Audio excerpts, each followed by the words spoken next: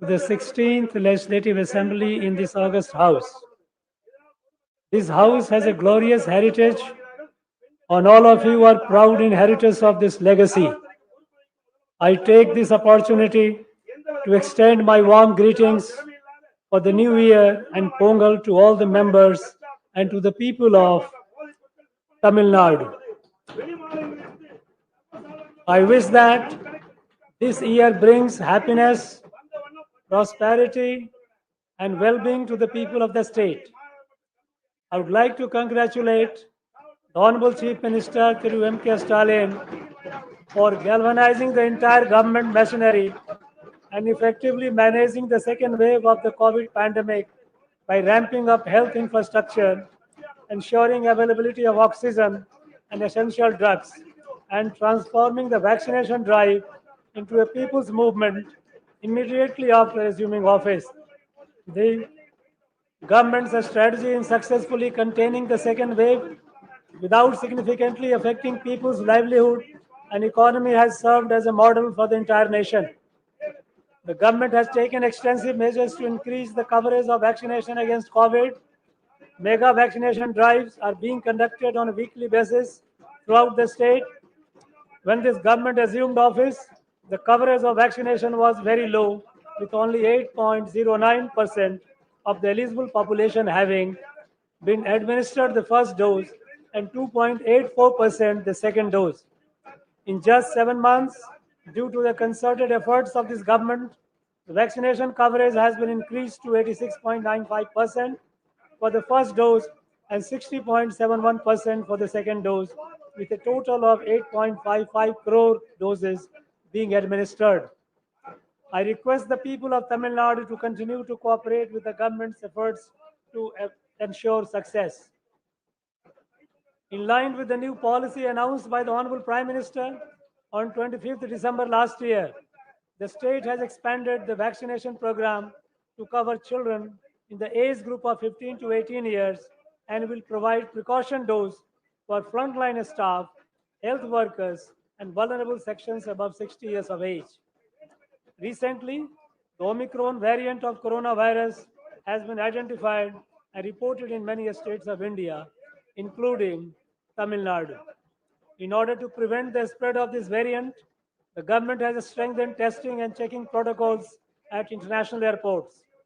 Based on the experience gained during the second wave, Tamil Nadu was one of the first states in the country in establishing facilities for genome sequencing. Further, the government is augmenting RT-PCR testing facilities, installing oxygen generating PSA plants, and increasing ICU beds. The government is fully prepared to tackle the new variant and the challenges it poses.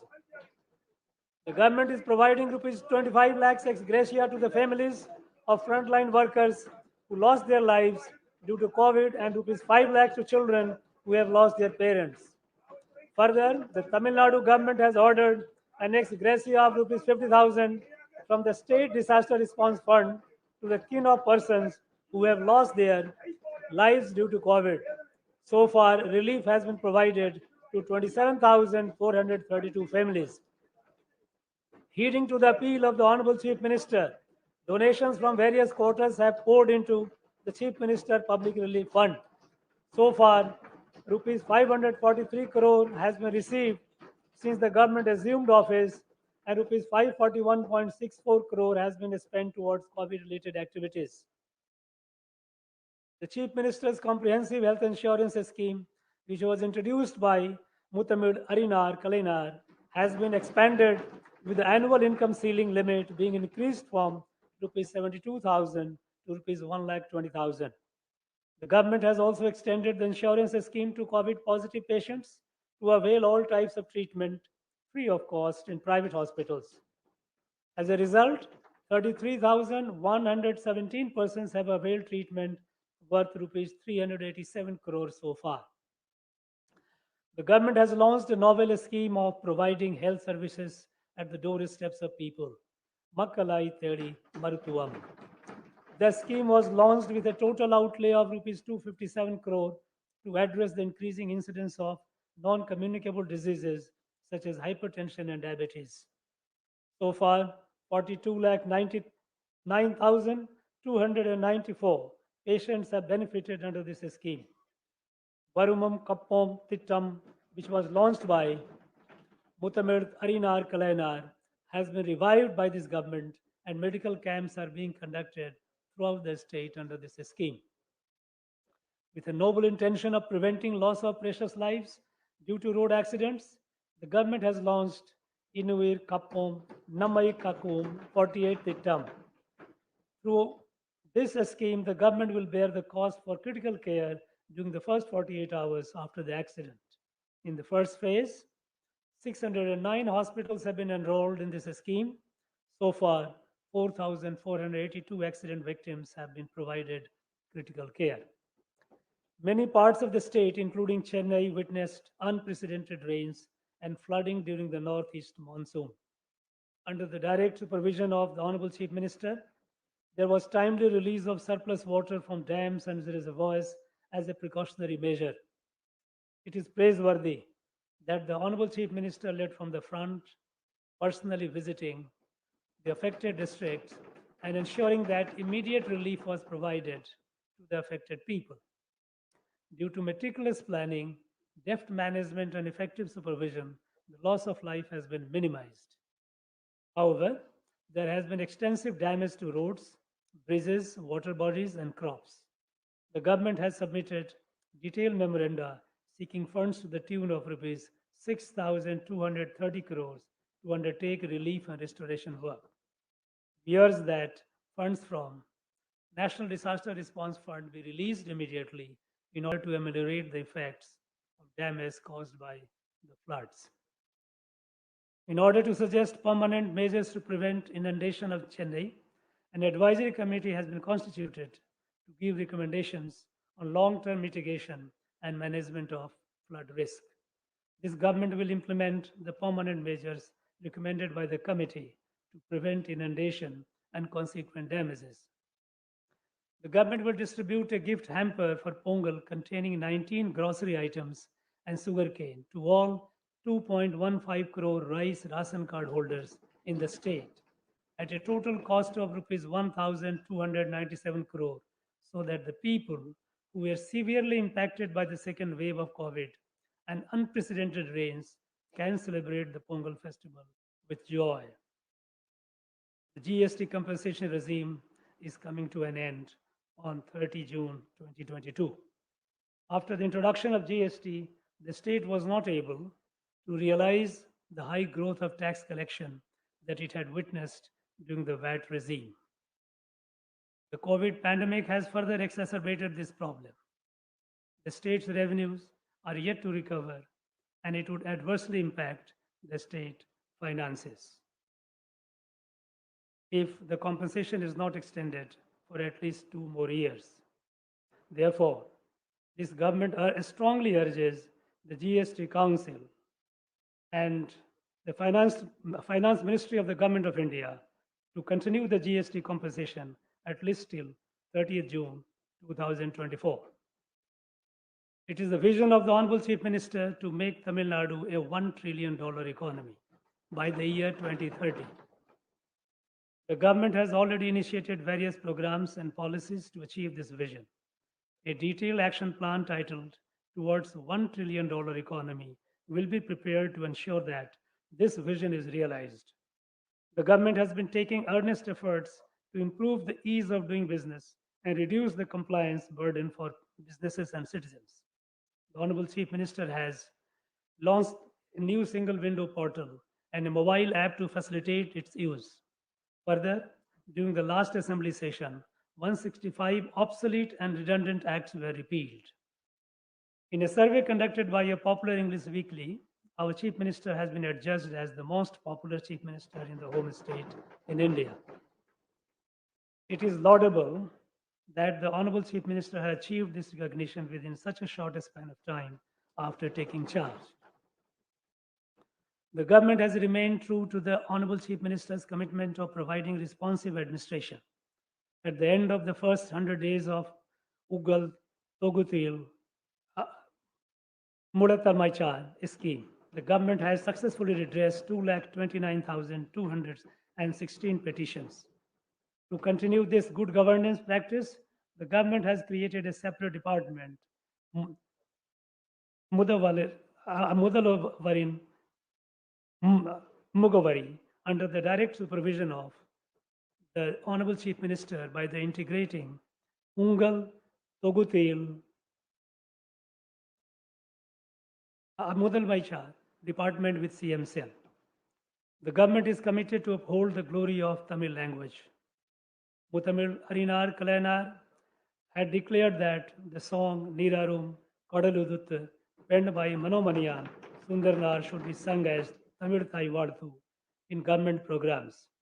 This government has officially declared Tamil Thai Vardu as Tamil Nadu's state song and has mandated that it should be sung in an appropriate manner at the beginning of all events in educational institutions, universities, government offices, and public institutions. Steps will be taken to encourage this practice even in private institutions. Through the Engum Tamil, Edulum Tamil scheme, the uses of Tamil language will be popularized in all government institutions, private schools, shops, and commercial establishments. Necessary guidelines will be framed under the Tamil Nadu Official Language Act 1956 to implement this scheme. In order to encourage the students studying in Tamil medium, 100 textbooks in various subjects in professional courses are being translated into Tamil.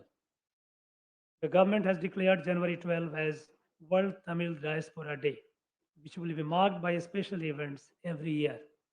Steps will be taken to bring together all Tamil welfare associations in different countries and in other states of India on a single platform.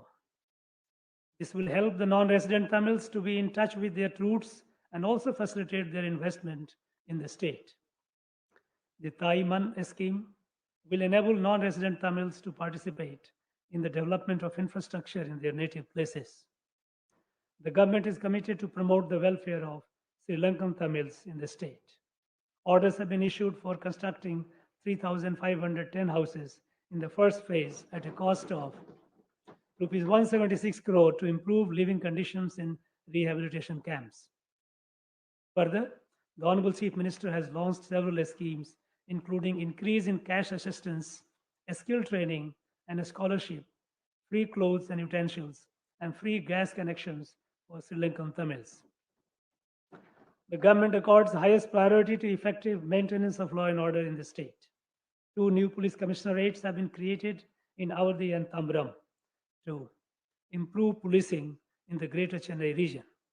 For their invaluable contribution in the effective management of COVID, 1.17 lakh police personnel were awarded rupees 5,000 each as incentive. This government places high priority on the safety of women and children. The Tamil Nadu State Policy for Children 2021 has been launched for the overall well-being of children, particularly to prevent crimes against them. This government will undertake stringent measures to prevent sale of drugs near educational institutions. This government places high priority on the welfare of farmers and development of agriculture. Due to timely desilting of channels, release of water from Mettur Dam as per schedule, and implementation of Kuruvai package for rupees 61 crore, a record paddy coverage of 4.9 lakhs acres has been achieved in the Kuruvai season this year. To provide succor to the farmers who suffered paddy crop loss due to the recent torrential rains, the government has announced a compensation of rupees 6,038 per hectare for purchase of necessary inputs to enable replantation by farmers. Due to continuous efforts of this government, 25 lakh farmers have been enrolled in the Pradhan Mantri Fasal Bima Yojana, and an area of 37 lakh acres of crop has been ensured. This government is committed to protect and preserve the state's rich biodiversity and natural resources. The government has announced Kaduveli wetlands in Vilupuram district, where migratory birds flock every year, as the 16th bird sanctuary in the state. Recently, an eco park at the ecologically important Palikarnai marshland was inaugurated by the Honorable Chief Minister. The Honorable Chief Minister has launched a people's movement, Mindum Manjapai, to create awareness about the ills of single-use plastics and revive the age-old tradition of Tamils to live in harmony with nature. Through Tamil Nadu, though Tamil Nadu is endowed with rich mineral resources, the state government does not realize adequate revenues from mining. In fact, revenues from mining have stagnated over the last decade. In order to carry out mining in an ecologically sustainable manner and mobilize revenue for government, a natural resources management plan will be formulated. After many years, we are able to restore water at the current permissible limit of 142 feet level in Mulai Periyar Dam for many days continuously. This government will take all necessary measures to restore the full reservoir level of 152 feet as per the decreed judgment of the Honorable Supreme Court. While extending constructive cooperation to neighboring states, Tamil Nadu will continue to fight for its rightful share of river waters.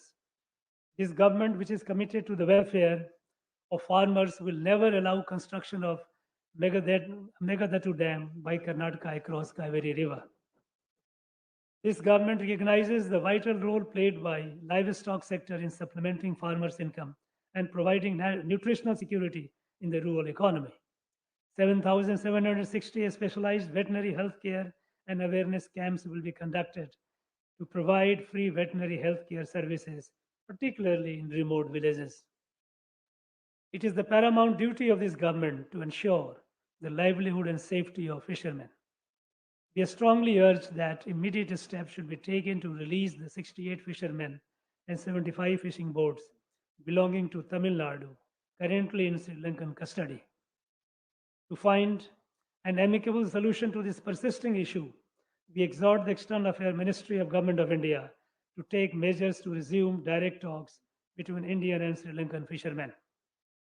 To further safeguard our fishermen from natural calamities, this government plans to establish transponders in all mechanized boats in the state to provide seamless communication system. The special allowance for fishermen during the fishing lean period has been enhanced for rupees 5,000 to rupees 6,000 per family.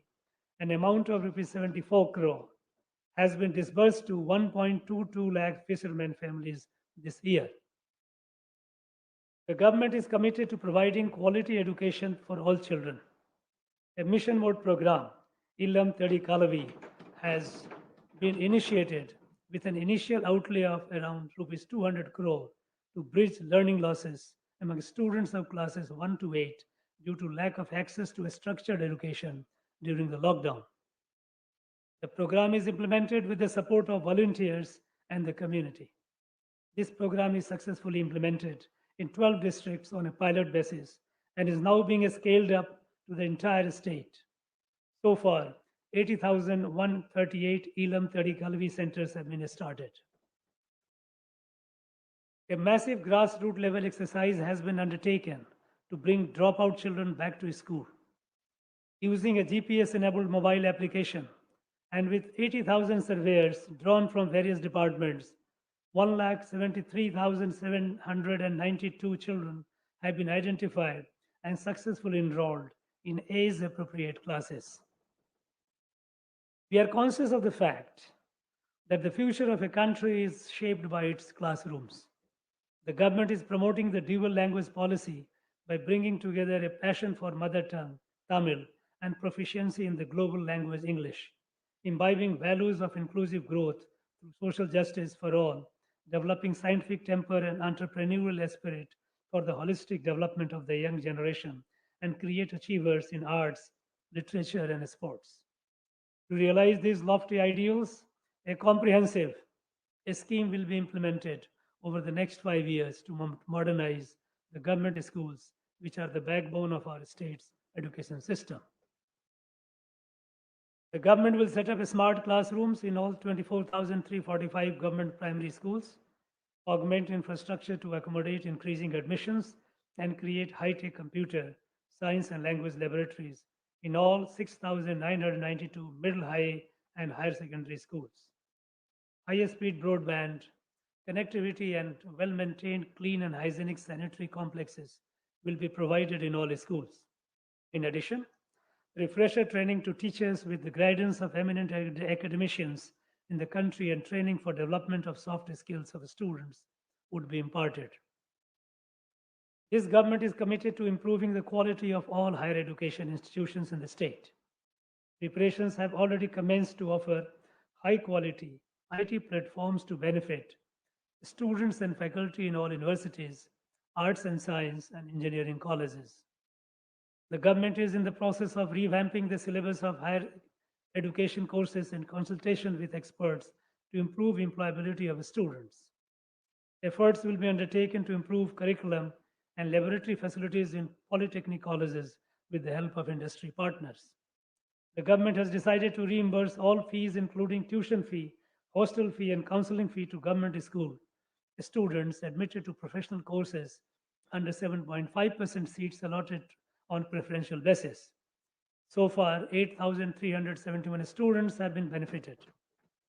This scheme will be implemented this year at a cost of rupees 181 crore. The government envisions a data-driven decision support infrastructure for improving governance. The Data Purity Project aims to analyze data across various departments and to ensure that the benefits of government schemes reach the deserving. Implementation of e-office system is in progress, which will enable a speedy disposal and efficient management of files while improving transparency and accountability. A computerized system will be rolled out to effectively manage government assets using appropriate technologies. Tamil Nadu is evolving as a hub for data centers and has attracted an investment of around rupees 30,000 crore. With the objective of attracting more investment and to ease the establishment of data centers, the government has released a new policy, the Data Center Policy 2021. The government is committed to making Tamil Nadu the most preferred investment destination in South Asia. 3 investment conclaves have been conducted in the last 7 months, resulting in 109 MOUs being signed with a cumulative investment of rupees 56,230 crore and a potential employment generation of 1,74,999 persons. So far, projects to the tune of rupees 21,588 crore have commenced. It is commendable that the state should attract such large investment during the COVID pandemic and is a testimony to the faith reposed by investors on the government. The Honorable Chief Minister of Tamil Nadu has released 2 new policies: Tamil Nadu Export Promotion Strategy and Tamil Nadu FinTech Policy, which will play a crucial role in achieving a $1 trillion economy by 2030. The medical devices industry has been identified as a sunrise sector, and in order to develop a comprehensive ecosystem for this industry, the government is establishing a medical devices park at Orakdam, spanning 150 acres. The state will be a pioneer by setting up the first largest scale furniture park in the country over an extent of 1,100 acres at Thoothukudi. The government has announced an attractive package of incentives for the industrial units coming up in this park. I am delighted to inform that the first phase of the park will be launched by the Honorable Chief Minister later this month. These 2 parks will generate employment for around 3 lakh persons. The MSME sector is a major contributor to employment and is a vital engine that propels the economic growth of the state. The government is undertaking several measures to mitigate the COVID-induced crisis and the issue of credit availability to the sector. The Tamil Nadu State Credit Guarantee Scheme of this government will not only encourage commercial banks to lend more to the MSMEs, but also spur non-banking financial companies to reduce their cost of lending. The Agro-Industrial Corridor project will commence next year and will address the industrial infrastructure deficit in Kaveri Delta districts by promoting agro-based industries. Tamil Nadu, the Small Industries Development Corporation Limited, has taken up the development of 5 new industrial estates at a cost of rupees 241 crore. It has also significantly reduced the cost of plots in 31 industrial estates to make them affordable to MSME entrepreneurs. This government is taking steps to provide latest courses in government ITIs to train students for emerging industrial sectors in collaboration with national and international agencies.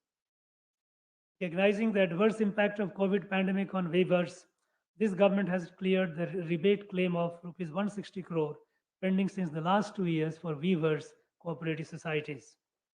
Further, several new initiatives have been undertaken, including development of an e-commerce website and TN Kadi mobile app. In order to address the problem of low voltage and overloading and to ensure provision of reliable power supply, 8,905 distribution transformers are being erected throughout the state. In order to help the farmers, the government has announced that it will provide 1 lakh new agriculture service connections this year.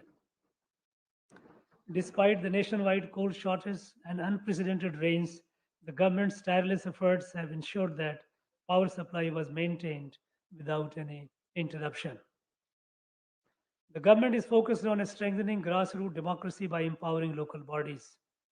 After assuming office, this government has successfully conducted the much delayed rural local body elections in 9 districts. Further, Gram Sabha meetings in all village panchayats were conducted on 2nd October 2021 after a long gap. This government is undertaking necessary steps to conduct urban local body elections at the earliest. To ensure holistic development of villages by providing basic amenities and infrastructure, the government has revived the Anaitu Gram Anna Marumalarchi Tittam. It is being implemented in 1997 village panchayats at a cost of rupees 1,200 crore this year. In order to inculcate reading habit and critical thinking, 4,116 libraries are being renovated at a cost of rupees 92 crore. Works to improve infrastructure and basic amenities in 145 Periyar Ninayu Samattuapurams constructed during 1997-2001 will be taken up in phases starting this year. Tamil Nadu is one of the most urbanized states in the country. With a view to upgrading infrastructure and enhancing the standards of living in urban areas, the government has launched the Kalayanar Nagarpura Membatu Tittam to construct and upgrade civic infrastructure, including roads, street lights, bus stands, crematoria, parks, and water bodies, with an allocation of rupees 1,000 crore. In order to promote people's participation in developmental schemes, the government has revived the Namakunam Tittam. In order to increase employment opportunities to the urban poor, the government has launched the Urban Employment Scheme with an outlay of rupees 100 crore. This scheme will not only act as a social safety net, but also aid in creation and maintenance of public assets. So far, 31,620 people have been identified and job cards provided for 18,526 people. The government has laid a special emphasis on development of the capital city Chennai by implementing flagship projects such as Singara Chennai 2.0 at an estimated cost of rupees 500 crore, Chennai City Partnership Program at an estimated cost of US dollar 430 million, and Chennai Metropolitan Area Intelligent Transport System at an estimated cost of rupees 905 crore, which are aimed at transforming civic infrastructure, including roads, transport, stormwater drains, water supply, and public recreational spots. It is the vision of the Honorable Chief Minister to make Tamil Nadu slum free in the next 10 years. The change in government's approach from clearance of slums to development of urban habitat and improving livelihoods of urban poor is reflected in the renaming of Tamil Nadu Slum Clearance Board to Tamil Nadu Urban Habitat Development Board. In order to make houses more affordable to the urban poor, this government has reduced the amount of contribution payable by beneficiaries and enabled payment in easy monthly installments. Further, a new scheme, Nam Kudirippu Nam Poruppu, is being implemented to ensure proper maintenance of the tenements with the support of resident welfare associations. The government is focused on strengthening the road network in the state to promote economic and social growth. Under the Chief Minister's Road Development Program, works for widening of 894 kilometers of roads at a cost of rupees 2,989 crore have been sanctioned this year.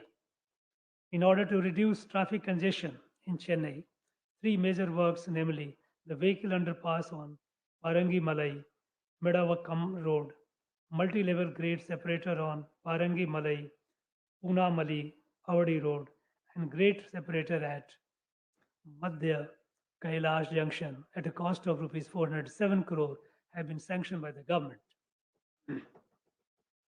The Honorable Chief Minister launched the scheme of free bus travel for women, which has resulted in increase in women reader ridership from 40% to 61% in past 4 months. The scheme, which has been widely welcomed, will give a thrust to social and economic empowerment of women to ensure multimodal integration and facilitate last mile connectivity for commuters. Minibus services have been launched from Chennai metro rail stations to different parts of the city. The government will formulate a strategy to revitalize tourism-based economy in the state, leveraging the glorious history, cultural heritage, and pristine natural beauty with which the state is blessed.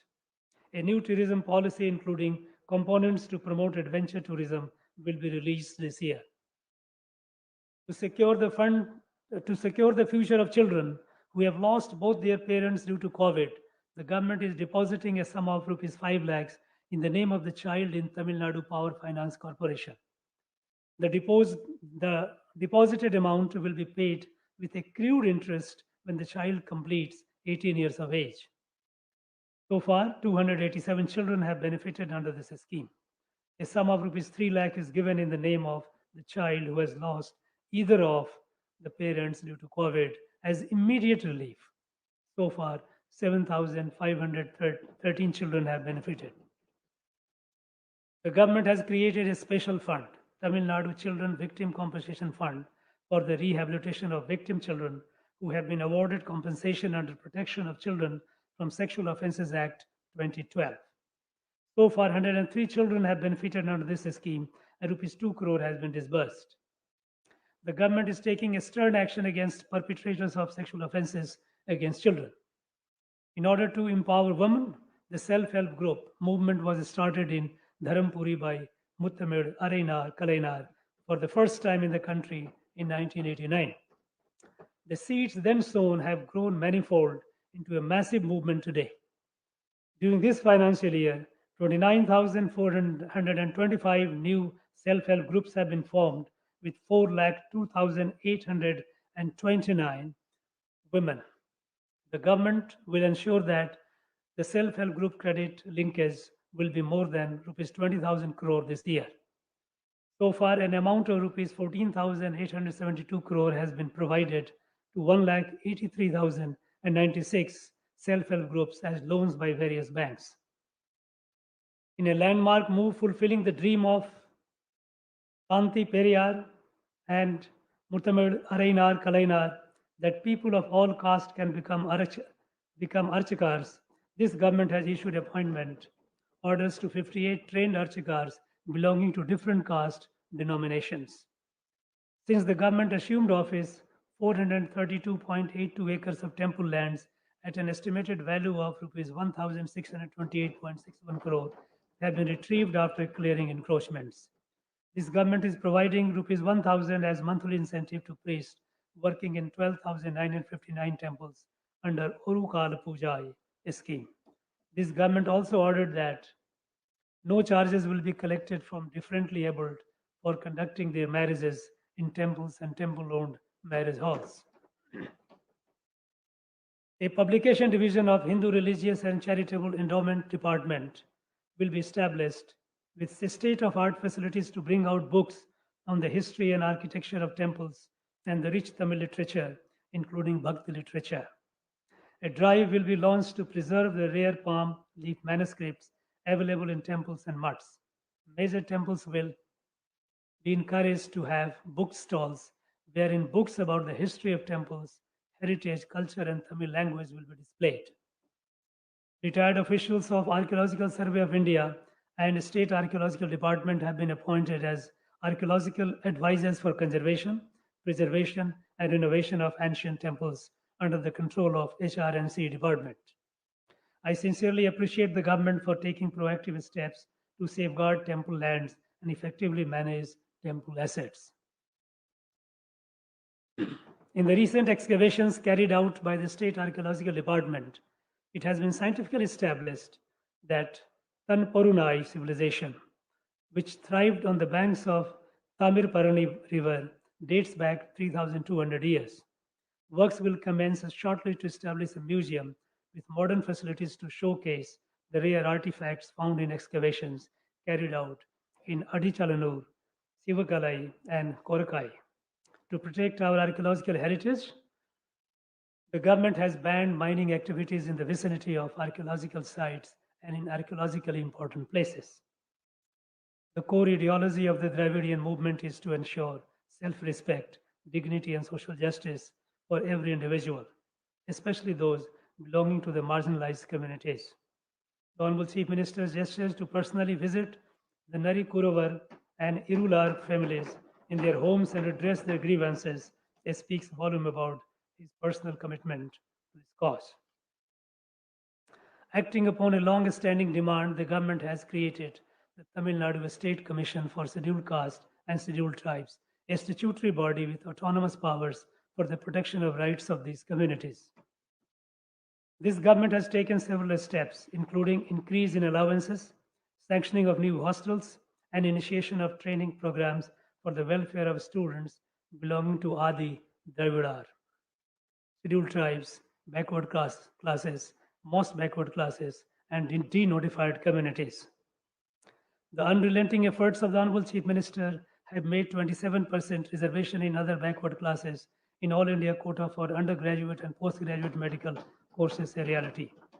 We will take all necessary steps to ensure that similar provision is provided in all professional courses at the All India level.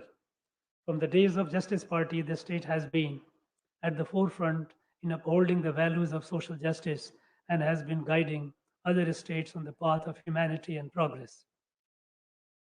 This government will continue to perform this historical responsibility. Entrance exams create an unequal platform by being inherently discriminatory against rural students. Hence, this government is of the firm view that all entrance exams like NEET are unnecessary for student admission to professional courses and will continue to reiterate this position. This government is committed to the welfare and development of minorities. The scheme of providing subsidy to pilgrims undertaking Hajj and Jerusalem pilgrimage will be continued. The Citizenship Amendment Act has caused concerns amongst minorities, and this House has passed a resolution to repeal it.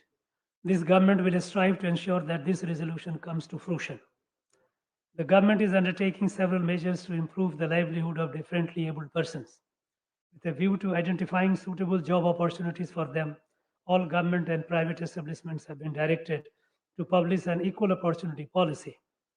Further, a new differently abled employment and livelihood center has been established to facilitate suitable employment opportunities for their economic empowerment.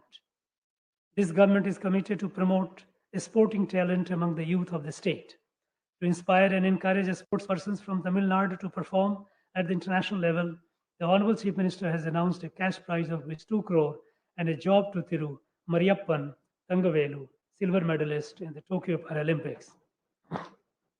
To preserve and promote the traditional sports of Silambattam, the discipline has been included for reservation in government jobs provided for a sports person. This government has faced umpteen challenges after assuming office, be it the COVID second wave or the unprecedented torrential rains, but it has successfully converted each of them into landmark achievements. This government is working tirelessly, and we assure that we will continue to work with the same vigor, passion, and commitment for the welfare of the people.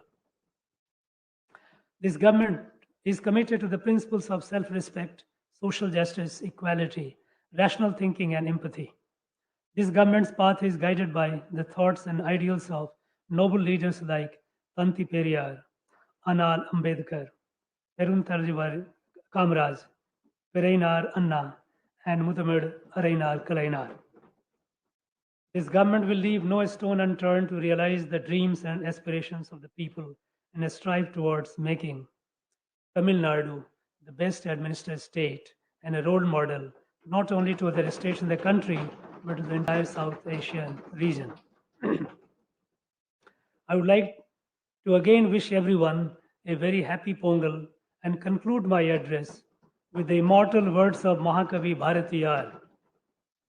Vadiyat in Tamil, Vadagat Atramidar, Vadiya Bharat Mani Tirunadu. Nandri, Valga Tamil, Jai Hind.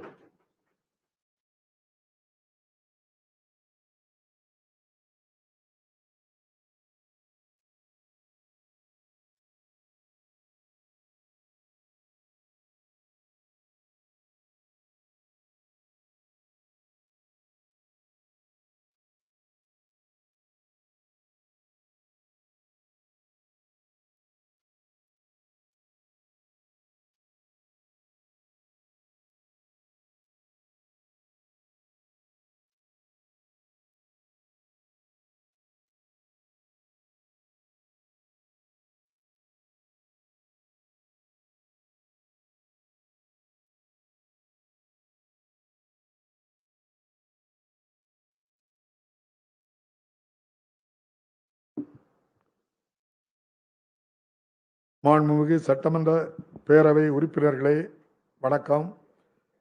இம்மாமன்றத்தின் 16வது சட்டமன்ற கூட்டத்திற்கு என் முதல் உரையை நிகழ்த்துவதை பெரும் பேராக கருதுகிறேன். இம்மாமன்றம் நீண்ட நெடிய பாரம்பரியமும் வரலாறும் கொண்டுள்ளது. நீங்கள் அனைவரும் இந்த பெருமைமிகு தொடர்ச்சியின் வழித்தோன்றல்கள். உங்கள்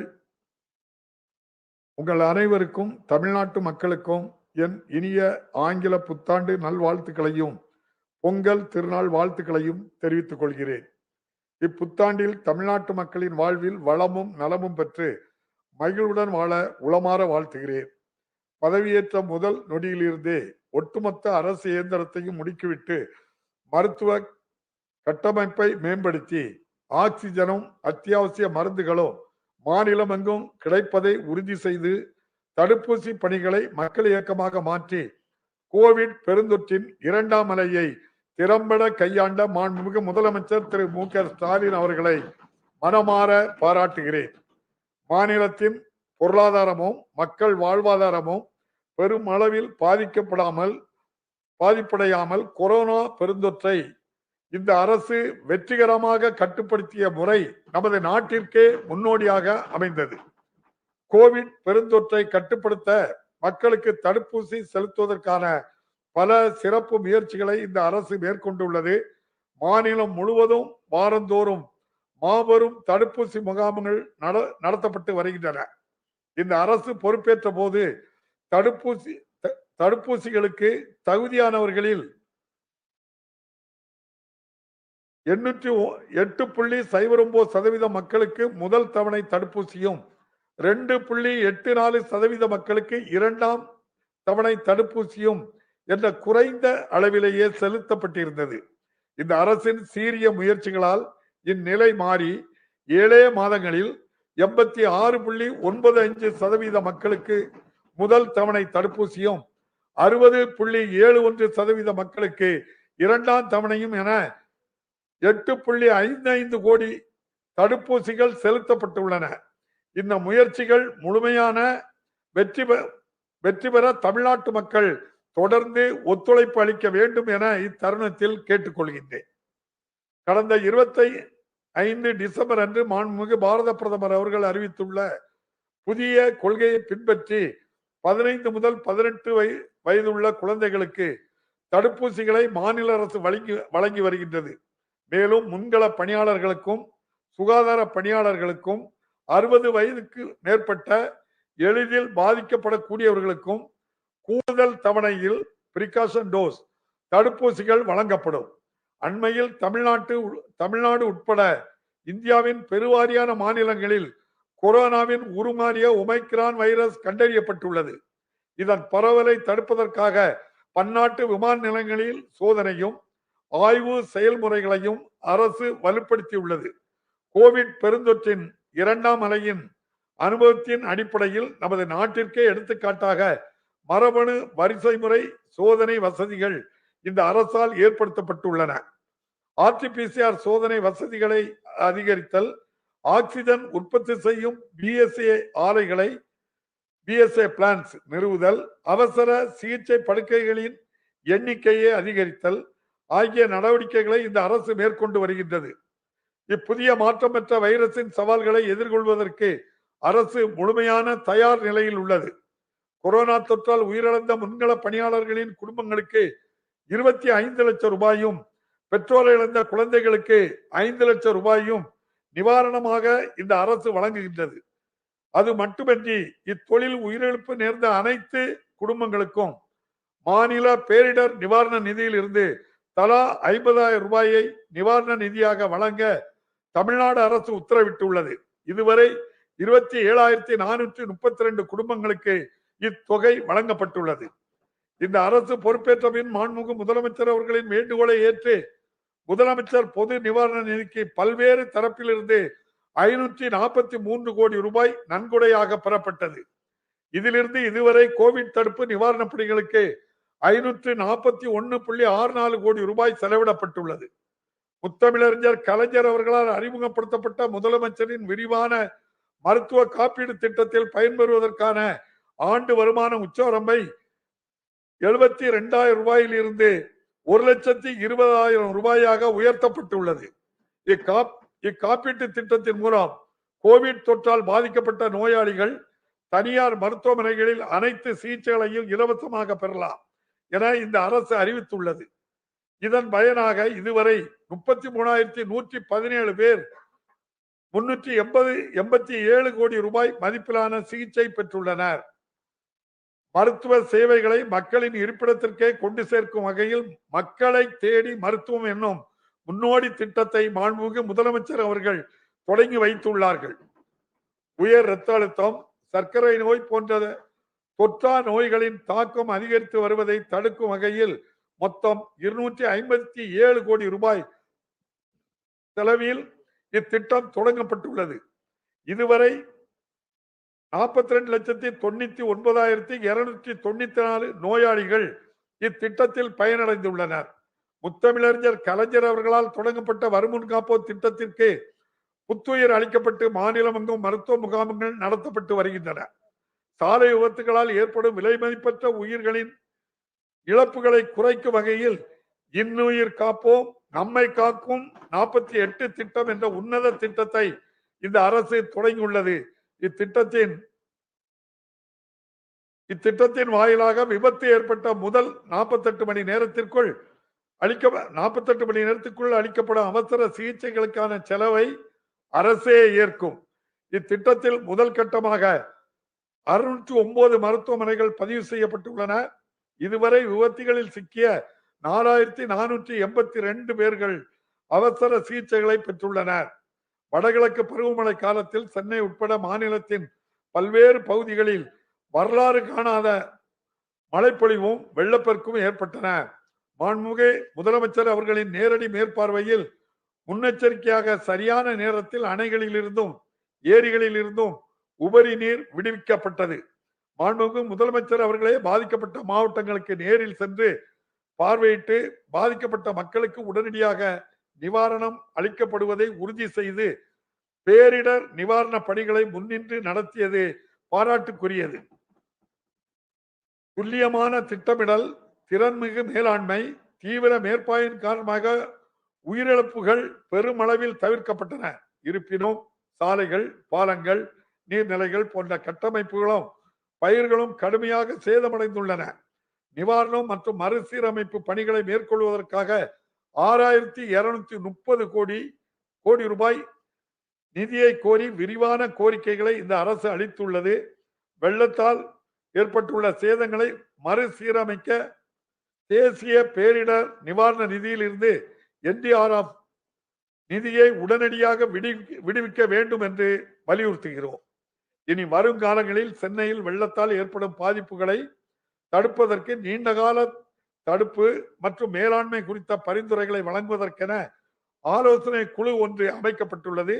இந்த குழுவின் அறிக்கையை பெற்று வெள்ளத்தில் ஏற்படும் பாதிப்புகளை தணிப்பதற்காக பரிந்துரைக்கப்பட்ட நீண்டகால நடவடிக்கைகளை இந்த அரசு செயல்படுத்தும்.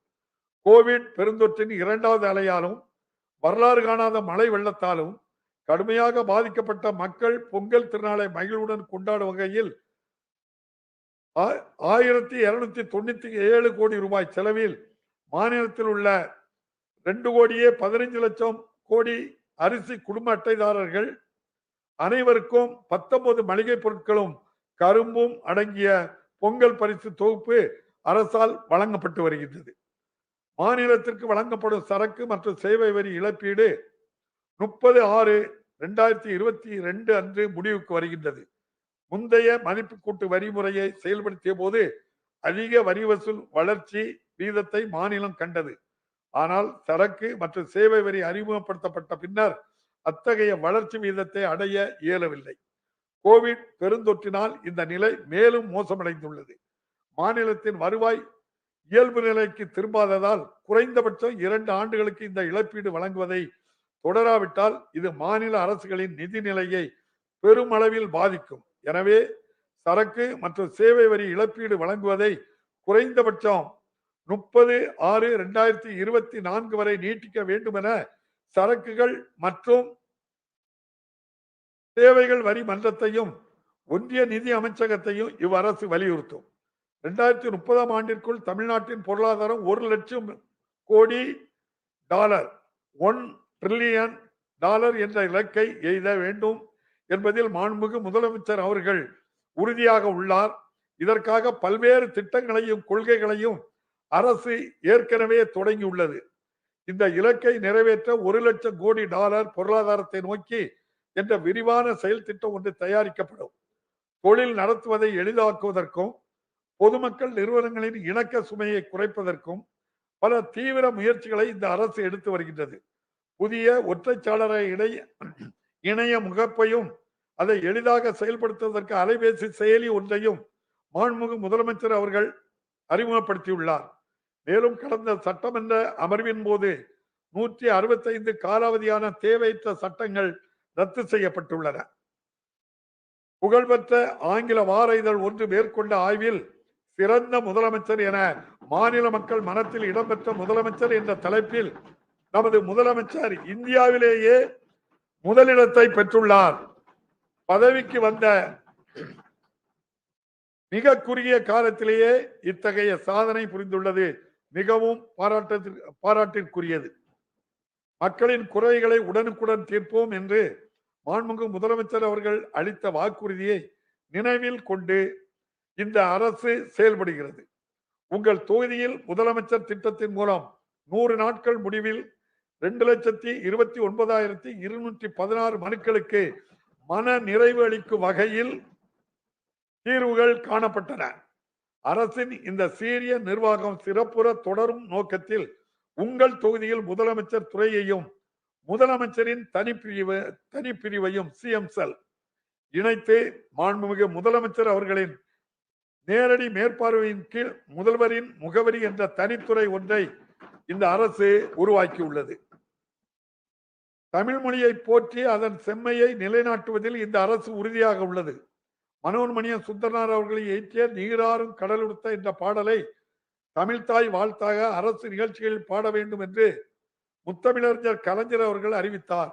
இப்பாடலை தமிழ்நாட்டின் மாநில பாடலாக ஸ்டேட் சாங் அதிகாரப்பூர்வமாக அறிவித்து இந்த அரசு ஆணையிட்டுள்ளது. அதன்படி கல்வி நிறுவனங்கள், பல்கலைக்கழகங்கள், அரசு அலுவலகங்கள், பொது நிறுவனங்கள் ஆகியவற்றில் நடைபெறும் அனைத்து பொது நிகழ்ச்சிகளின் தொடக்கத்தில் தக்க முறைப்படி தமிழ்தாய் வாழ்த்து கட்டாயமாக பாடப்பட வேண்டும். தனியார் அமைப்புகளிலும் இத்தகைய நடைமுறையை ஊக்குவிப்பதற்கு உரிய நடவடிக்கைகள் எடுக்கப்படும்.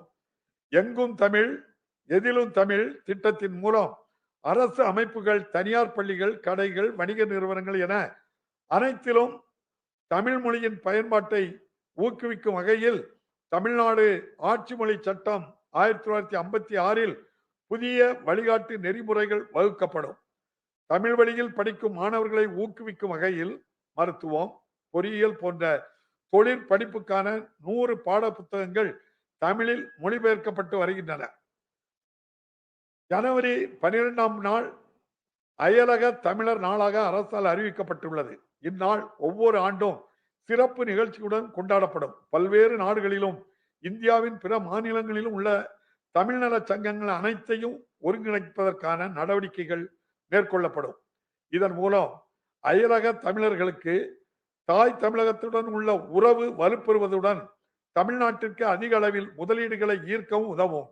அயலக தமிழர்கள் அவர்களது சொந்த ஊர்களில் கட்டமைப்புகளின் மேம்பாட்டிற்கு உதவுவதற்கு தாய்மண் திட்டம் வழிவகை செய்யும். தமிழ்நாட்டில் வசிக்கும் இலங்கை தமிழர்களின் நலனை பேணி காப்பதில் இந்த அரசு முனைப்பாக உள்ளது.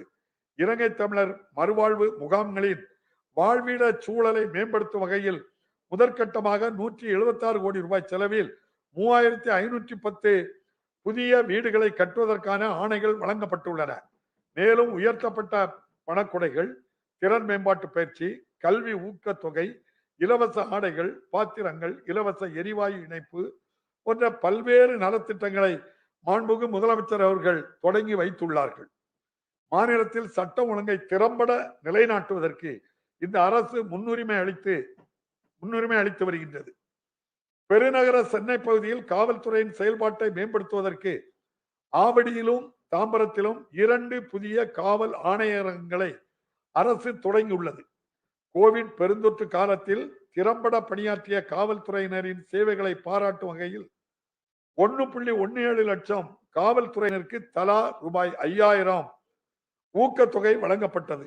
பெண்கள், குழந்தைகளின் பாதுகாப்பு இந்த அரசின் தலையாய கடமையாகும்.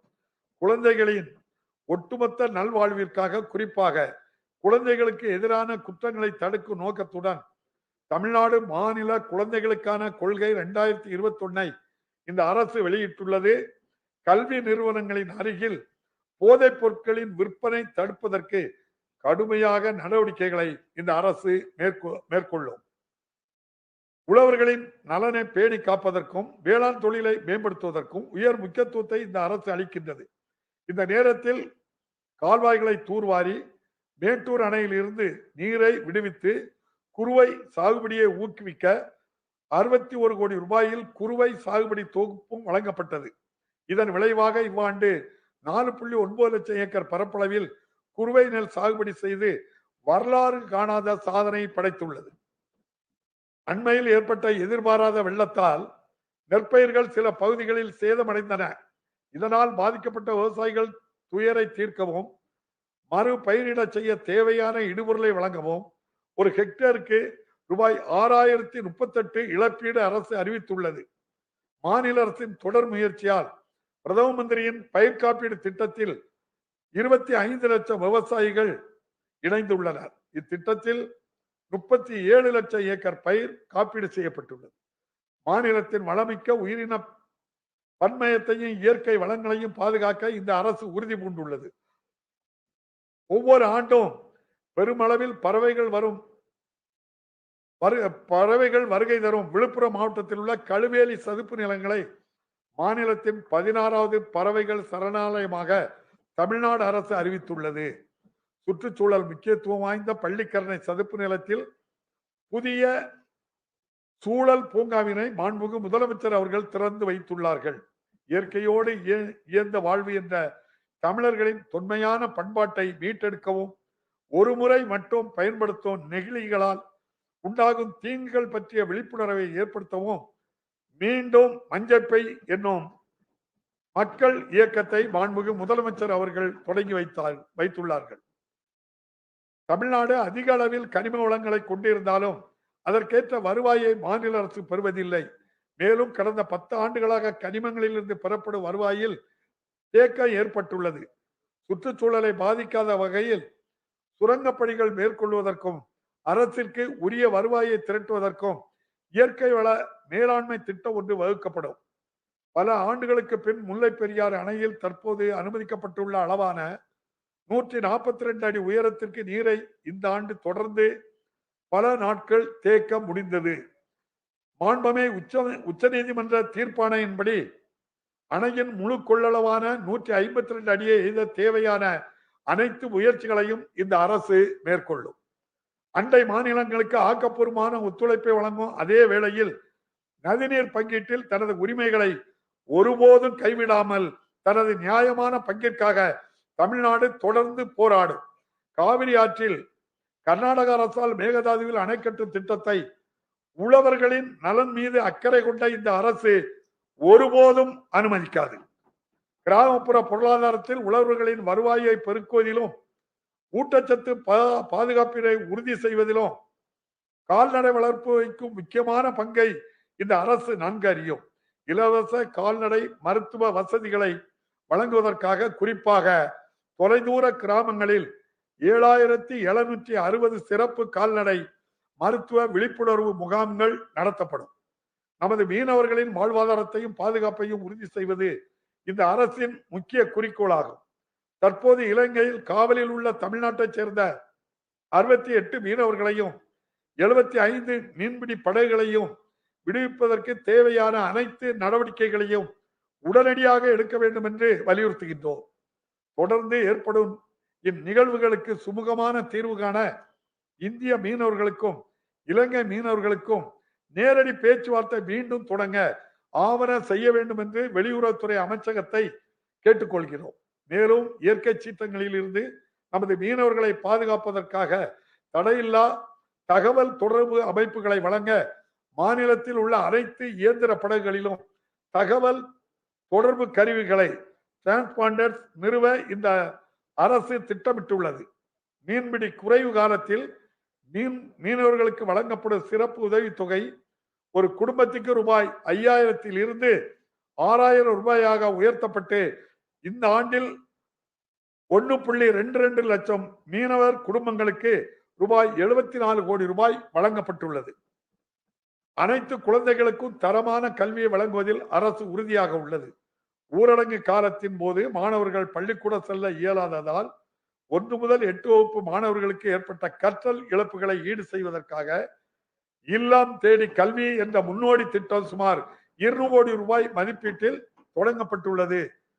மக்களின் பங்களிப்புடன் தன்னார்வலர்கள் மூலமாக 12 மாவட்டங்களில் முன்மாதிரி அடிப்படையில் சிறப்பாக செயல்பட்டு வரும் திட்டம் தற்போது மாநிலம் முழுவதும் விரிவுபடுத்தப்பட்டு வருகின்றது. இதுவரை 80,138 இல்லந்தேடி கல்வி மையங்கள் தொடங்கப்பட்டுள்ளன.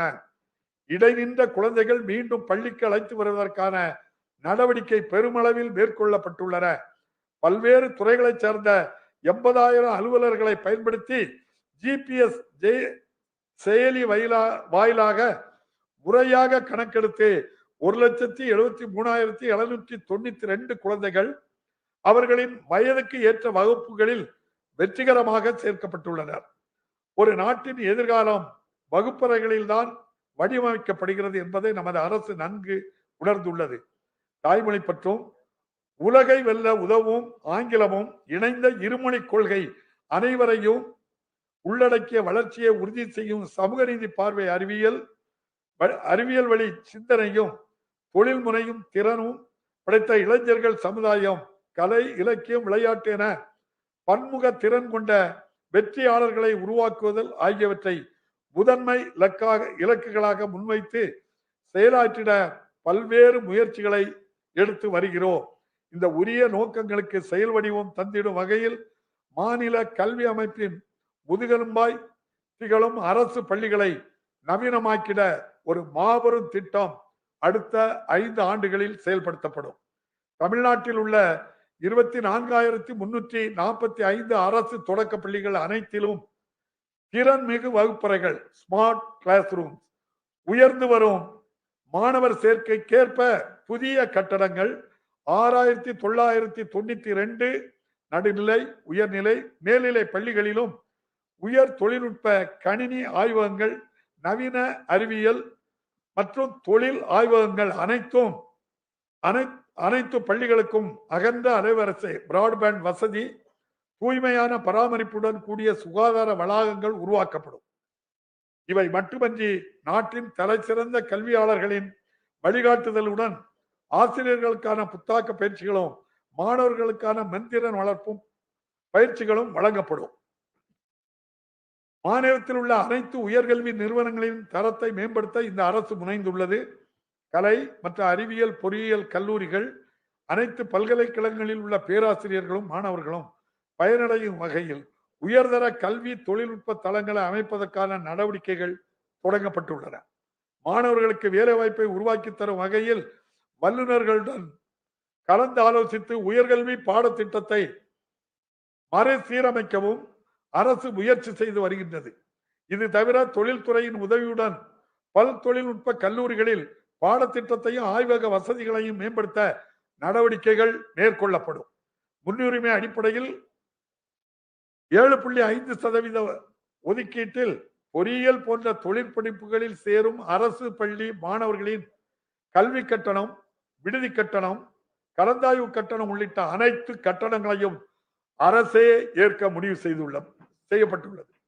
இதனால் இதுவரை 8,371 மாணவர்கள் பயனடைந்துள்ளனர். இவ்வாண்டில் இத்திட்டத்தை செயல்படுத்த 181 கோடி ரூபாய் செலவிடப்பட்டுள்ளது. தரவுகளின் அடிப்படையில் முடிவுகளை எடுப்பதற்கான கட்டமைப்பை உருவாக்கி நிர்வாக திறனை மேம்படுத்துவதே அரசின் நோக்கமாகும்.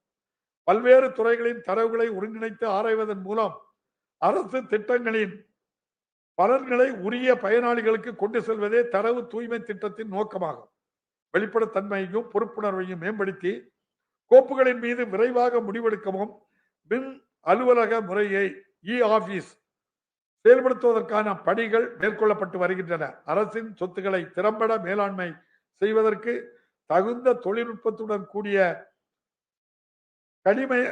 கணினிமயமாக்கப்பட்ட அமைப்பு ஒன்றும் செயல்பாட்டிற்கு கொண்டு வரப்படும்.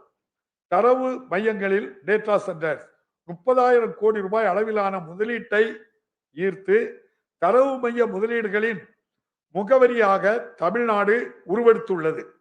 மேலும் அதிக முதலீட்டை ஈர்ப்பதற்கும் தரவு மையங்கள் அமைப்பதற்கும் எளிதாக்குவதற்கும் தரவு மைய கொள்கை 2021 என்ற புதிய கொள்கையை அரசு வெளியிட்டுள்ளது.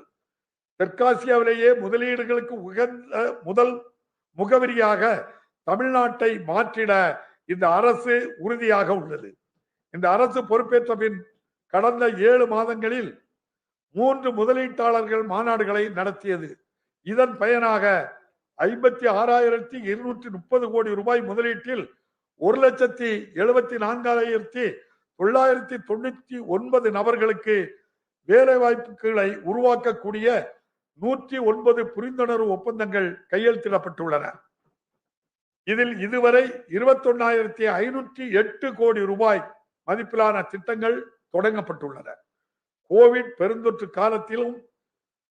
காலத்திலும் கூட இத்தகைய பெருமளவு முதலீடுகளை தமிழ்நாடு ஈர்த்துள்ளது என்பது குறிப்பிடத்தக்கது. இந்த அரசின் மீது தொழில் முனைவோர்கள் கொண்டுள்ள நம்பிக்கை நற்சான்றாக அமைந்துள்ளது. தமிழ்நாடு ஏற்றுமதி ஊக்குவிப்பு கொள்கை, தமிழ்நாடு நிதிநுட்ப பின்டெக் கொள்கை ஆகிய 2 புதிய கொள்கைகளை மாண்புமிகு முதலமைச்சர் அவர்கள் வெளியிட்டுள்ளார்.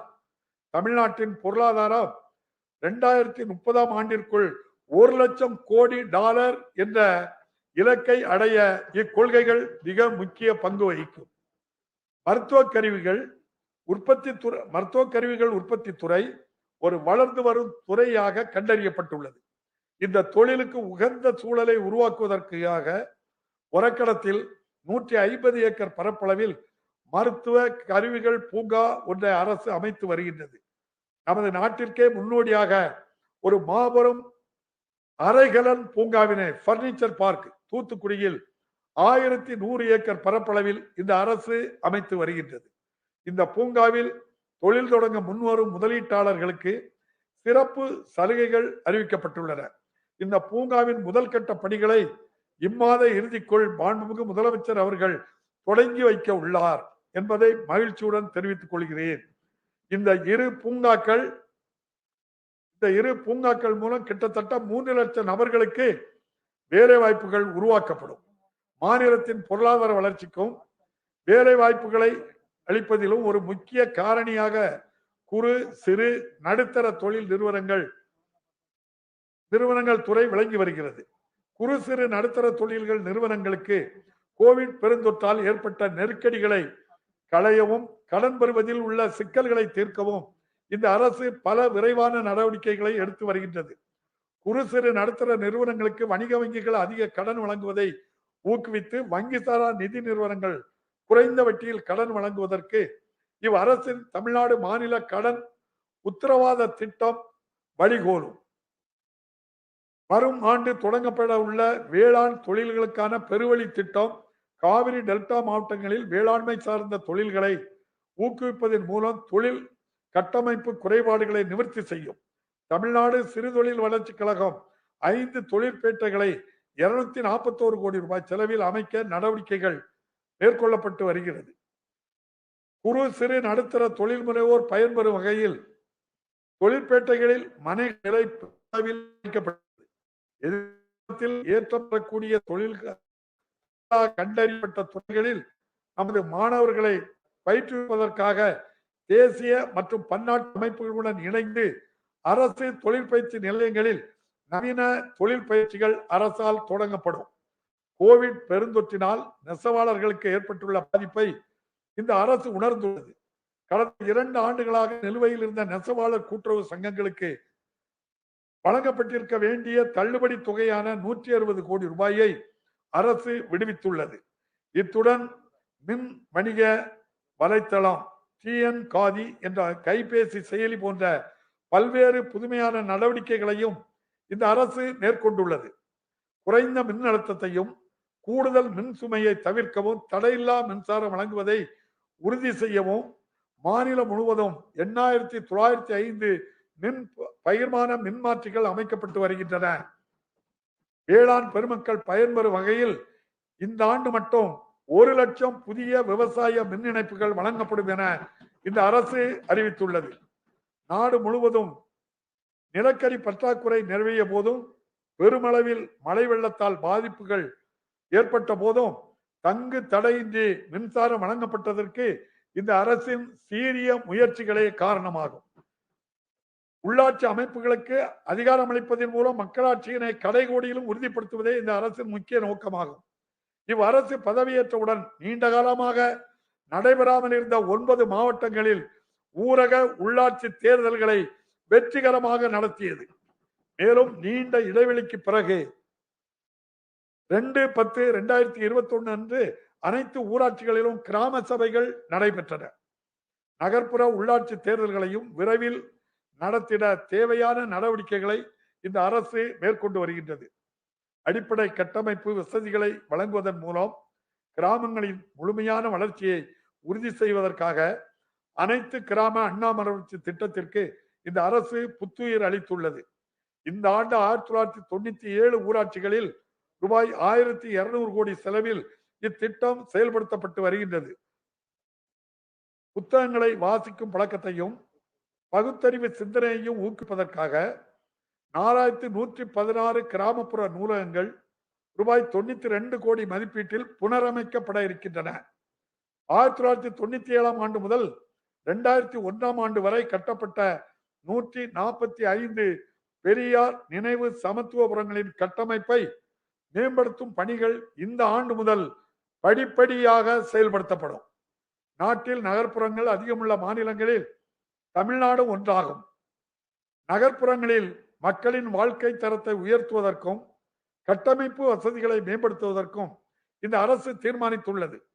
சாலைகள், தெருவிளக்குகள், பேருந்து நிலையங்கள், பூங்காக்கள், நீராதார அமைப்புகள், மின் மயானங்கள் போன்ற கட்டமைப்புகளை ஏற்படுத்த ரூபாய் 1000 கோடி ரூபாயில் ஒதுக்கீட்டில் கலைஞர் நகர்ப்புற மேம்பாடு திட்டம் அரசால் செயல்படுத்தப்படுகின்றது.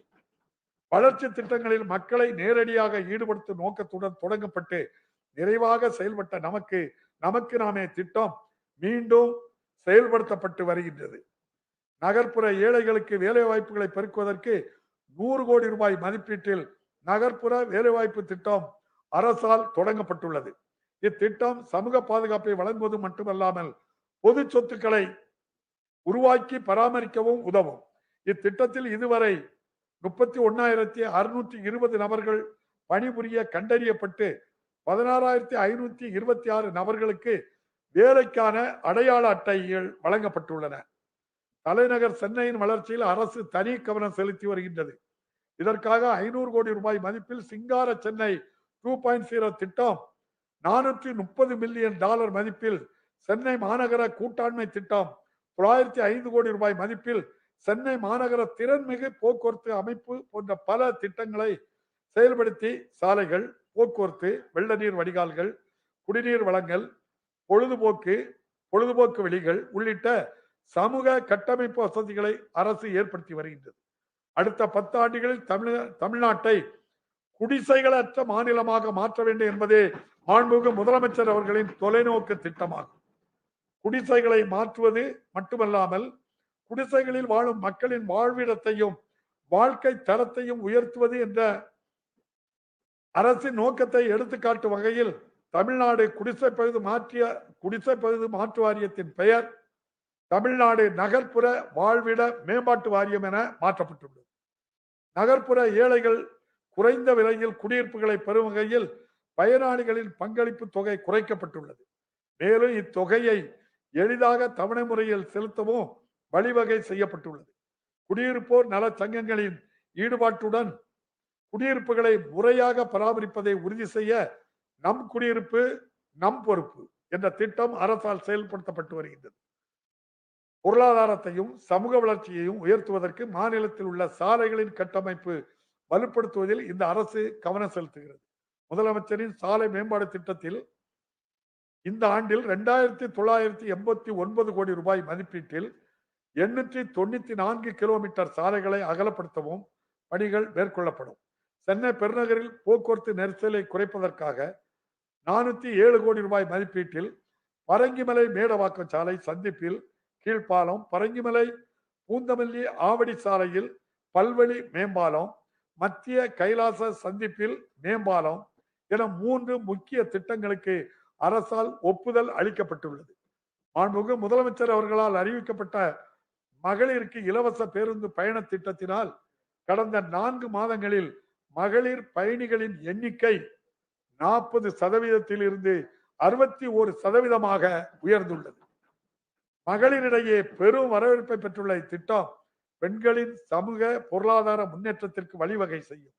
ஒருங்கிணைந்த பன்முறை நகர போக்குவரத்து வசதிகளை உறுதி செய்வதற்கும்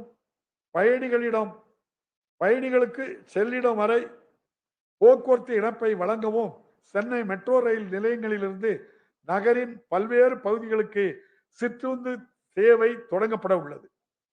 தமிழ்நாட்டின் பார்வோற்றும் வரலாறு, செழுமையான பண்பாடு, இயற்கை வளங்களின் அழகியல் ஆகியவற்றை முன்னிலைப்படுத்துவதன் வாயிலாக மாநிலத்தின் சுற்றுலா மூலம் பொருளாதாரம் பொலிவு பெறுவதற்கான திட்டம் அரசால் வகுக்கப்படும். இந்த ஆண்டு சாகச சுற்றுலாவை உள்ளடக்கிய புதிய சுற்றுலா கொள்கை வெளியிடப்படும். கொரோனா நோய் தொற்றினால் பெற்றோர் இருவரையும் இழந்த குழந்தைகளின் எதிர்காலத்தை உறுதி செய்ய ஒவ்வொரு குழந்தைகளுக்கும் 5 லட்சம் ரூபாயை தமிழ்நாடு மின்விசை நிதி மற்றும் அடிப்படை வசதி மேம்பாட்டு நிறுவனத்தில் வைப்பு தொகையாக அரசு வைத்து வருகின்றது. வைப்பீடு செய்யப்பட்ட தொகை குழந்தைகள் 18 வயதை எட்டும் போது அவர்களுக்கு வட்டியுடன் வழங்கப்படும். இத்திட்டத்தின் வாயிலாக 287 குழந்தைகள் பயன்பெற்றுள்ளன. கொரோனா நோய் தொற்றினால் பெற்றோரில் ஒருவரை இழந்த குழந்தைகளுக்கு 3 லட்சம் ரூபாய் உடனடியாக நிவாரணமாக வழங்கப்படுகின்றது. இத்திட்டத்தில் இதுவரை 7513 குழந்தைகள் பயனடைந்துள்ளனர். பாலியல் குற்றங்களில் இருந்து குழந்தைகளை பாதுகாக்கும் சட்டம் 2012 கீழ் நிவாரணம் வழங்கப்பட்ட குழந்தைகளுக்கு மறுவாழ்வு அளிக்கவும் இழப்பீட்டு தொகை வழங்கவும் தமிழ்நாடு பாதிக்கப்பட்ட குழந்தைகளுக்கான இழப்பீட்டு நிதி என்ற ஒரு சிறப்பு நிதியை அரசு உருவாக்கியுள்ளது. இதன் மூலம் இதுவரை 103 குழந்தைகளுக்கு 2 கோடி ரூபாய் நிவாரணம் வழங்கப்பட்டுள்ளது. குழந்தைகளுக்கு எதிரான பாலியல் குற்றச் செயல்களில் ஈடுபடுவோர் மீது இந்த அரசு கடும் நடவடிக்கைகள் மேற்கொண்டு வருகின்றது. மகளிரின் மேம்பாட்டிற்காக முத்தமிழறிஞர் கலைஞர் அவர்களால் 1989 ஆண்டின் நாட்டிற்கே முன்னோடியாக தருமபுரி மாவட்டத்தில் மகளிர் சுய உதவி குழு இயக்கம் தொடங்கப்பட்டது. அந்த விதை இன்று ஆள்போல் தலைத்து மாபெரும் இயக்கமாக உருவெடுத்துள்ளது. இந்த நிதியாண்டில் 4,02,829 உறுப்பினர்களை கொண்ட 29,425 புதிய மகளிர் சுய உதவி குழுக்கள் அமைக்கப்பட்டுள்ளன. இந்த ஆண்டு 20,000 கோடி ரூபாய்க்கு மேலாக சுய உதவி குழுக்களுக்கு வங்கிக் கடன்கள் வழங்கப்படுவதை இந்த அரசு உறுதி செய்யும். இதுவரை 1,83,096 சுய உதவி குழுக்களுக்கு பல்வேறு வங்கிகள் மூலம் 14,872 கோடி ரூபாய் கடன் வழங்கப்பட்டுள்ளது. அனைத்து சாதியினரும் அர்ச்சகர்கள் ஆக வேண்டும் என்ற தந்தை பெரியார், முத்தமிழறிஞர் கலைஞர் ஆகியோரின் கனவை நனவாக்கும் வகையில் பல்வேறு சாதிகளைச் சேர்ந்த பயிற்சி பெற்ற அர்ச்சகர்களுக்கு பணி நியமன ஆணைகள் இந்த அரசு வழங்கியுள்ளது.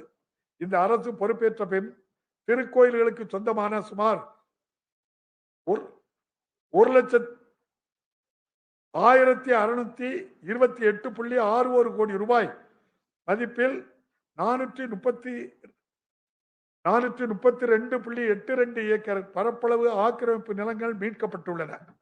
ஒரு கால பூஜை திட்டத்தில் 12,959 கோயில்களில் பணியாற்றும் அர்ச்சகர்களுக்கு மாதாந்திர ஊக்கத்தொகையாக 1000 ரூபாய் வழங்கும் திட்டம் தொடங்கப்பட்டுள்ளது. கோயில்களிலும் கோயில்களுக்கு சொந்தமான திருமண அரங்குகளிலும் மாற்றுத்திறனாளிகளின் திருமணங்களுக்கு கட்டணம் ஏதும் வசூலிக்கப்படாது என அரசு உத்தரவிட்டுள்ளது. கோயில்களின் வரலாறு, கட்டடக்கலை, பக்தி இலக்கியங்கள் உள்ளிட்ட செந்தமிழ் இலக்கியங்கள் குறித்த புத்தகங்களை வெளியிடுவதற்கு நவீன வசதிகளுடன் பதிப்பக பிரிவு இந்து சமய அறநிலைத்துறையால் அமைக்கப்படும். கோயில்களிலும் மடங்களிலும் கிடைக்கப்பெறும் அரிய பனை ஓலை சுவடிகளை பாதுகாப்பதற்கான நடவடிக்கைகள் மேற்கொள்ளப்படும். கோயில்களின் வரலாறு, மரபு, பண்பாடு, தமிழ்மொழி தொடர்பான நூல்கள் போன்றவற்றை காட்சிப்படுத்தும் புத்தக கடைகளே முக்கிய கோயில்களில் அமைத்திட ஊக்குவிக்கப்படும்.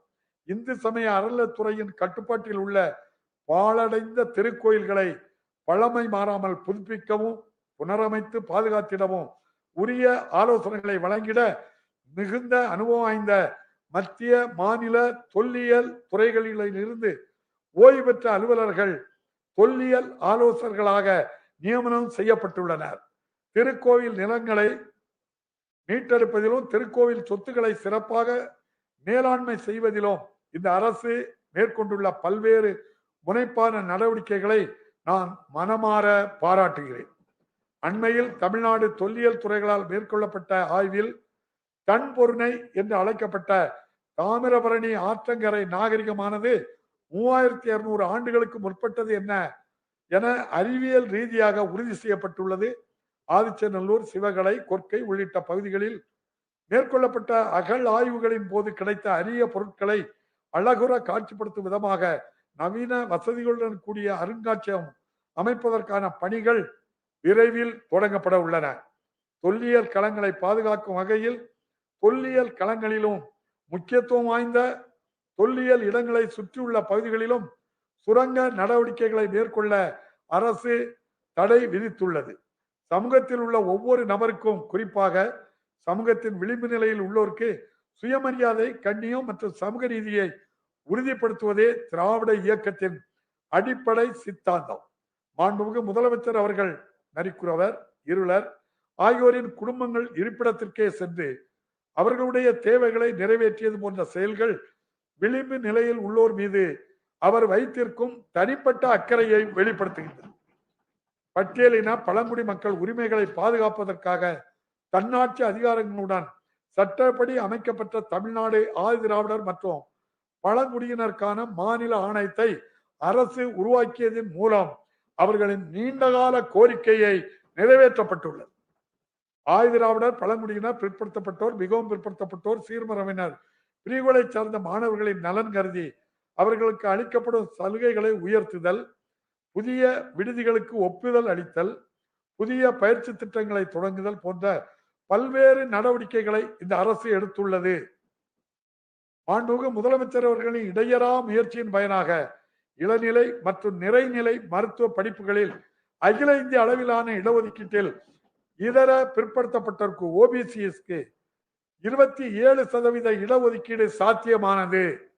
இது போன்ற அனைத்து தொழில் படிப்புகளிலும் அகில இந்திய அளவில் இதர பிற்படுத்தப்பட்டோருக்கு 27% இடஒதுக்கீட்டை உறுதி செய்ய தேவையான நடவடிக்கைகளை இந்த அரசு மேற்கொள்ளும்.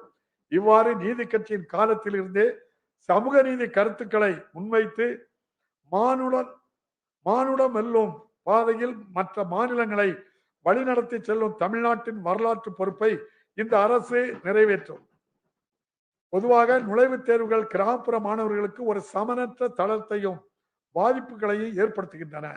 எனவே தொழில் படிப்புகளில் மாணவர்களின் சேர்க்கைக்கு நீட் போன்ற நுழைவுத் தேர்வுகள் தேவையற்றன என்று இந்த அரசு நிலைப்பாட்டை தொடர்ந்து வலியுறுத்தினோம். சிறுபான்மையினர் நலனையும் வளர்ச்சியையும் பேணி காப்பதில் இந்த அரசு உறுதியாக உள்ளது.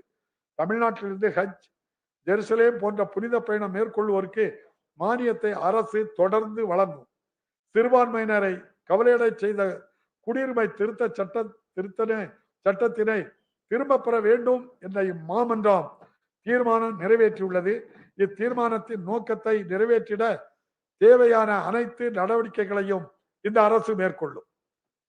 மாற்றுத்திறனாளிகளின் வாழ்வாதாரத்தை மேம்படுத்துவதற்கு பல்வேறு நடவடிக்கைகளை இந்த அரசு மேற்கொண்டு வருகின்றது. அரசு மற்றும் தனியார் நிறுவனங்களுக்கான உரிய வேலை வாய்ப்புகளை கண்டறியும் நோக்கத்தோடு அனைத்து அரசு மற்றும் தனியார் நிறுவனங்கள் சம வாய்ப்பு கொள்கையை வெளியிட வேண்டும் என்று அரசு ஆணையிட்டுள்ளது. மாற்றுத்திறனாளிகளின் பொருளாதார நிலையை உயர்த்தி அவர்களுக்கு ஏற்ற வேலை வாய்ப்புகளை கண்டறிய மாற்றுத்திறனாளிகள் வேலைவாய்ப்பு மற்றும் வாழ்வாதார மையம் ஒன்றை இந்த அரசு உருவாக்கியுள்ளது. மாநிலத்தில் உள்ள இளைஞர்களின் விளையாட்டு திறனை ஊக்குவிக்க இந்த அரசு விளைகிறது. உலகளவில் நம் மாநில விளையாட்டு வீரர்கள் பங்கேற்பதை ஊக்குவிக்கும் வகையில் டோக்கியோவில் நடைபெற்ற பாரா ஒலிம்பிக் போட்டியில் வெள்ளிப்பதக்கம் வென்ற திரு மாரியப்பன் தங்கவேல் அவர்களுக்கு மாண்புமிகு முதலமைச்சர் அவர்கள் 2 கோடி ரூபாய் ரொக்க பரிசையும் பணி ஆணையையும் வழங்கியுள்ளார்கள். தமிழ்நாட்டின் பாரம்பரிய விளையாட்டான சிலம்பாட்டத்தினை பாதுகாக்கவும் ஊக்குவிக்கவும் விளையாட்டு வீரர்களுக்கான அரசு பணி இடஒதுக்கீட்டில் சிலம்பாட்டமும் சேர்க்கப்பட்டுள்ளது. இந்த அரசு பதவியேற்ற பின் கொரோனா பெருந்தொற்றின் 2ஆம் அலை, எதிர்பாராத மழைப்பொழிவு என எதிர்கொண்ட அனைத்து சோதனைகளையும் வென்று அவற்றை சாதனைகளாக மாற்றி மக்களின் நலனிற்காக அயராது செயல்படும் அரசாக இந்த அரசு இயங்குகின்றது. இதே வேகத்துடனும் துல்லியத்துடனும் ஒவ்வொரு நாளும் செயல்படுவோம் என்று உறுதியேற்கிறோம். சுயமரியாதை, சமூக நீதி, சமத்துவம், பகுத்தறிவு, அன்புடைமை போன்ற தத்துவங்களை இந்த அரசு கடைபிடித்து வருகின்றது. தந்தை பெரியார், அண்ணல் அம்பேத்கர், பெருந்தலைவர் காமராஜர், பேரறிஞர் அண்ணா, முத்தமிழறிஞர் கலைஞர் ஆகிய உன்னதமான தலைவர்களின் சிந்தனைகள் இந்த அரசின் வழித்தடத்தை தீர்மானிக்கின்றன. மக்களின் எதிர்பார்ப்புகளையும் கனவுகளையும் தொடர்ந்து நிறைவேற்றி இந்தியாவிலேயே மிகச் சிறப்பாக நிர்வகிக்கப்படும் மாநிலம் மட்டுமின்றி தெற்காசிய நாடுகளுக்கே முன்னுதாரணமாக நமது மாநிலத்தை உருவாக்குவோம். மீண்டும் உங்கள் அனைவருக்கும் என் பொங்கல் நல்வாழ்த்துக்களை தெரிவித்துக் கொண்டு காலத்தை வென்ற மகாகவி பாரதியாரின் கவிதை வரிகளுடன் என் உரையை நிறைவு செய்கிறேன். வாழிய செந்தமிழ், வாழ்க நற்றமிழர், வாழிய பாரத மணி திருநாடு. நன்றி, வணக்கம்.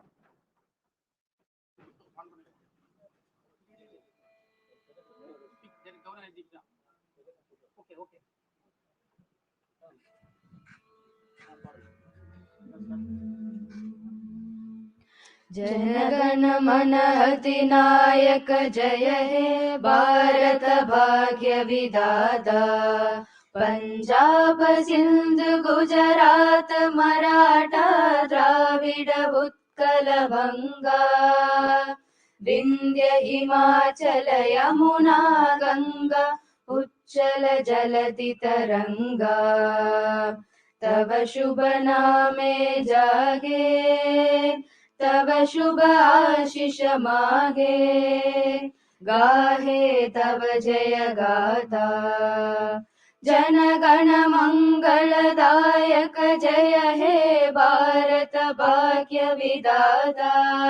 जय हे जय हे जय हे, जय जय जय जय हे